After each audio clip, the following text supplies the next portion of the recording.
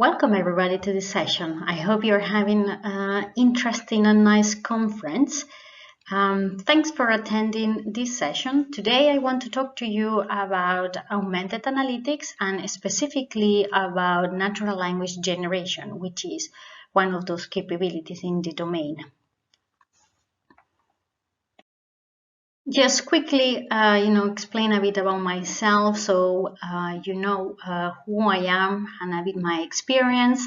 So I actually, a while back, I finished up my PhD in theoretical physics. And after that, I worked in several industries in the, let's say, machine learning domain, where first I started more coding and I moved to different roles as a PO or managing a team.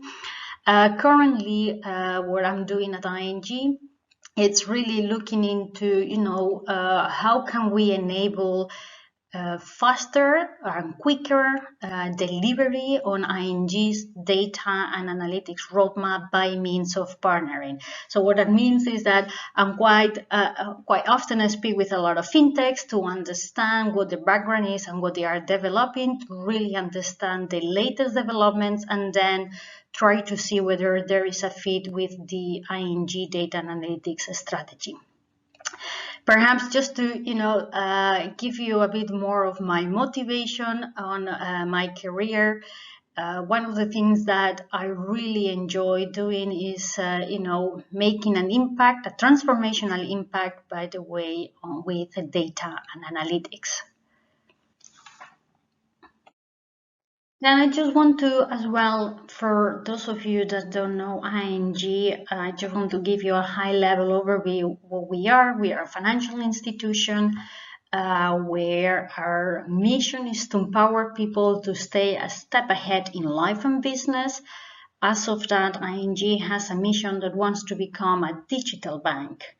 To give you a bit more of a complexity or to give you some context in the domain that ING works on, we are basically a large organization with a complex structure distributed among several countries. So here you see, for instance, that we are distributed around 40 countries, where some of them have a stronger foot, some other ones are smaller, but that also, gives you a bit of a sense of how ING operations works and the complexity around that.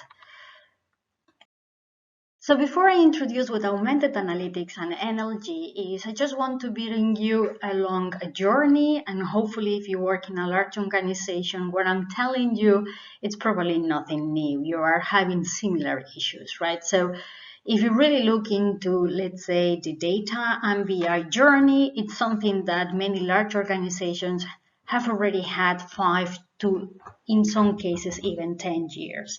And what probably the state that I'm going to describe now is known to many of you, right? So with traditional BI, what we now have in place in many organizations is that, in order for users to use the capability, they require a lot of knowledge of data and actually, their structure and as well of the tooling, the BI tooling. And as of that, we have seen that, for instance, in ING, BI has, let's say, its limitations. So when we have our ambition to become a data-driven organization, we want all sorts of employees in ING be able to talk to the data. And, what we see as well is that with BI, there is, let's say, an inherent complexity because people need to understand what the data structures are and as well be able to work with the tooling. Another key challenge in order to get insights is that currently, let's say with BI dashboards, they tend to be really complex. Many of you probably have seen BI dashboards where there are 10, 15 different tabs, where there are 5, 10 different tiles with different aggregations and view of the data. And therefore, in order to get an insight is actually quite time consuming because an analyst needs to navigate through all the different windows and aggregations and to be able to actually come up with a conclusion or an insight of what's happening with the data. As well, for instance, as we have, let's say, those complex dashboards, insights and the reports are actually manual, and there is a manual interpretation as well to it. A dashboard just gives you a view of the data but doesn't tell you what is happening in the data. Therefore, we have analysts which are actually analyzing the data and therefore interpreting what the insights are. And obviously, then, as I already said before, we actually need analysts in order to get to those insights. So hopefully this, what I described before, it's really familiar to you if you work in a really large organization where there is a long BI journey. So what are the key challenges that we see as well, right? We do actually have a lot of repetitive works. Analysts are doing over and over the same type of work while they are actually not having time to do the complex analysis, right? Then, for instance, consistency of insights. There is a data analysis and insights are actually not consistent because they depend by which analyst is analyzing that, or what type of insights the analyst gets to, what type of data does it get to, and so on. And obviously then the quality of, let's say, those insights are not consistent.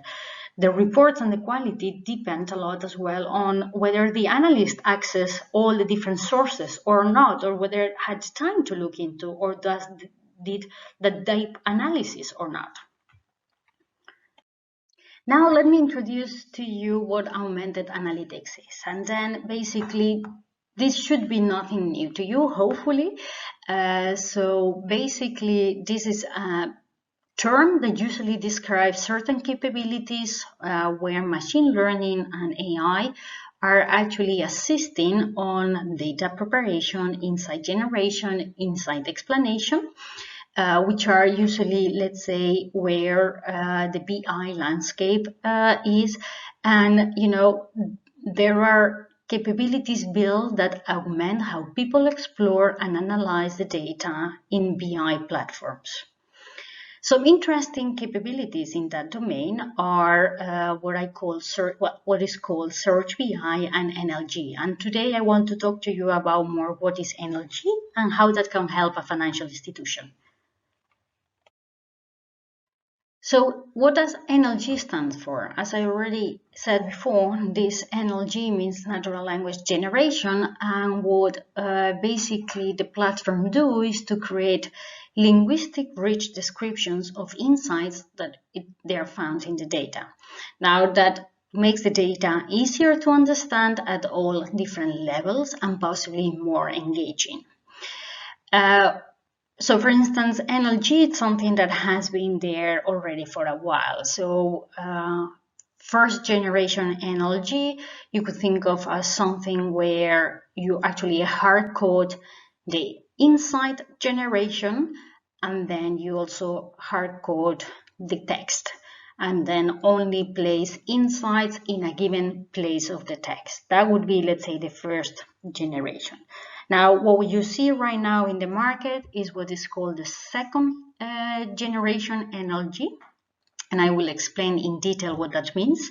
And then let me explain a little bit on high level what the third or future generations of NLG could be. Then we are really talking about, independent of the context and independent of the input data, there is a capability that can actually make a rich description of the data, no matter the context or what the data is. Now, we are not there at that level, so what you can actually currently, let's say, get implemented in a company is what is called the second generation. So what that means? So it means that in principle, it can really so the descriptions can be generated in several domains, like in the risk or finance or in any other domains, but they are not generic, meaning that not one single capability can talk about all sorts of data in all different contexts. So basically, how the software works is in these 4 steps, which I'm going to describe now. So there is the first element, which is about the intention. So the user usually needs to tell what do I want to know about my data and who is my audience, right? So with what do I want to know about my data in the next step, then you know what type of analysis you need to make, and therefore how you determine the content, and how as well later on as well, what is the root cause analysis that I can make. Now, with the audience, you also know whether are there more experts, do they want to have more details, or is then someone from, let's say, management, where it just requires a high-level overview of what's happening with the data. As a next step, there is the document planning, and here it's, a dual approach, right? Whereas the first step, as I said, it requires an input from the user. Then on the second one, it tends to be quite automated, right? On the third one step, it's a bit of a mix, right? The document planning, it enables you, for instance, as a user, to determine the sections and what does each section contain. So you could really describe the different, let's say, steps on your narrative. And then once you have determined that, the software then knows what type of information plays where. And as a final step, let's say there is the text generation, which is really about, now I know my insights, now I know who the audience are, and then I also know what type of information I need to put where. Then it has, in principle, all the right ingredients to be able to start generating sentence and combining them and give them the right meaning. So now that we understand what NLG is, let me explain you different areas where actually NLG is really used. So many of you probably now use, let's say, platforms, shopping platforms, and there are tons of thousands of different products where they are offered, and each of them has an individual description. So that's where, for instance, NLG is helping a lot on, you have all sorts of technical settings of the different products, and what is most important to talk about and make a summary around, an appealing summary for the customers. So you see lots of different products out there where they are actually focusing on the product summary. Another really big element as well in the NLG space is really about news generation, right? So there are a lot of, for instance, sports events where there are news being generated by, let's say, NLG, where there is no need of, let's say, human intervention, but then you have a description on a summary, what has happened in the game. And as final, let's say, report automation, and that's what I want to talk about with you further. And this is where, you have certain dashboards or certain reports, and then you basically automate the generation of that report. So how can NLG help a financial institution? I already shared before that one of the main elements is about report automation. As a large institution, one can imagine we do a lot of reports, and even as a regulated entity, we'll do even more reports. So if you look at the different purposes of the reports that we do on ING, there are really two main clusters. Let's say more from understanding our risks. And at the same time, we also do a lot of, let's say, reports in our finance side. So from the risk domain, obviously, what can think about, all sort of credit analysis that we do, or portfolio risk analysis that we do to understand our customers or to understand how our portfolio is evolving with regard to risk. Other type of report clusters that we see as well are, let's say, the non-financial risks, right? So what are our operational risk or our ESG related type of matters? And we do generate a lot of reports to understand what are then the different risks that we pose in the different processes. Then if we look into, for instance, the financial purpose, there are mainly two sort of, let's say, type of reports. more on the internal report that potentially any large institutional will do, as well as, more looking into the financial, let's say the external side, right? What is happening in the market. And on the internal, we do basically P&L analysis on a daily, weekly, as well as reconciliations to try to, correct for certain inconsistencies in the P&L, as well as, on the balance sheet. Now, from a market perspective, what is happening in the market? How is our liquidity being impacted? How is the financial market domain moving? And how does it affect basically our position in the market as well as our P&L. So these are mainly, let's say, suggestions or potential use cases that we see quite a lot of different vendors as well looking into. I have to say that these are not just the only ones. Well, I could also think about, NLG being generated to communicate with the customers, but they are completely different, let's say, use cases. So what are the main challenges that actually we find in implementing NLG in a financial institution? So first of all, there is no generic capability. So, it's not like you can just give any sort of input data and then it will generate a narrative. There is actually context and ontology that the software needs to be able to have in order to talk, let's say, about in the right way in the data.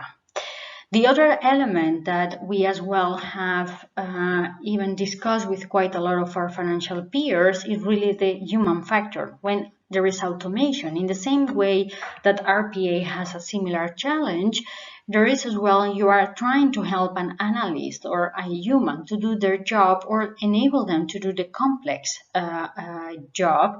So there is as well a human interaction here to take into account and an adoption towards the NLG so that it becomes an established capability.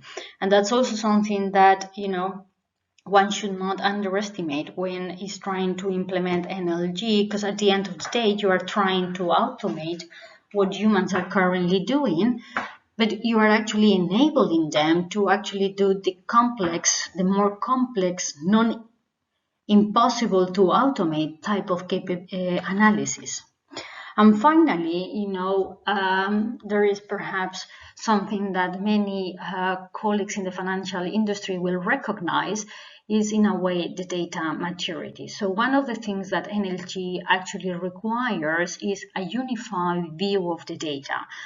Simplistically speaking, you need to have a really big table where all your indicators and dimensions that you want to talk about the data need to be in one view. Now, if you work in a large organization like ING, that's actually a really big challenge because data is being generated in multiple systems. And, having that unified view, it requires a lot of effort to unify the data. So in order to actually get the most out of NLG, you will need to have that unified data view. And in some cases, that does not exist. So far I've been explaining, what NLG is, what are, let's say, limitations of traditional BI, how can you overcome some of those with natural language generation, as well as explaining where can that impact a financial institution and what are the main challenges that we see. For those that are a bit more technically oriented, I invite you to actually check the ongoing research in the same domain, where you could please look at let's say papers where mention data to text. That's more or less the underlying technical capability. At the moment, there are already quite some